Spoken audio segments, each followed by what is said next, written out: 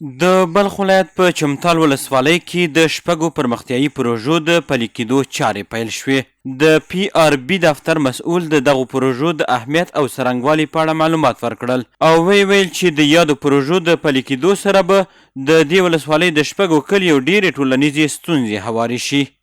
با تعداد 6 قریه مستحق اعمار ساختمان‌های آب صحی که شامل حوضای ذخیره آب صحی میشه و همچنان حفر چاهای عمیق، مای ذخیره و سیستم سولر.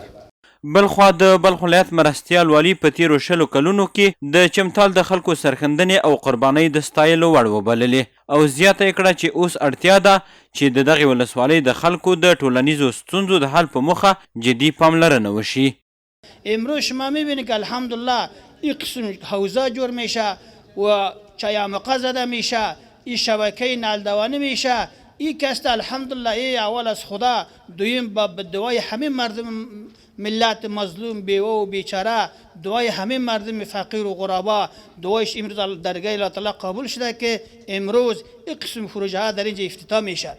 په ورته وخت کې د بلخ ولایت د اقتصاد رئیس د یاد ریاست سره د همکارو بنسټونو د مسؤلینو د هلو ځلو قدرداني وکړه او زیاته یې کړه چې د چمتال د خلکو د ټولنیزو ستونزو د حل او د لومړنیو اړتیاو د پوره کولو په برخه کې به له هیڅ راز هلو ځلو ډډه ونه کړي. ما کوشش ما نمیسته که ما به شما خدمات عرضه کنیم، خو خاصی ما هم از شما نمیسته شما کوشش کنین وقتی که از دفاتر کسای میای با همراه شما صحبت میکنه در مورد یک پروژه یک برنامه، شما کوشش کنین که با خواست مطابق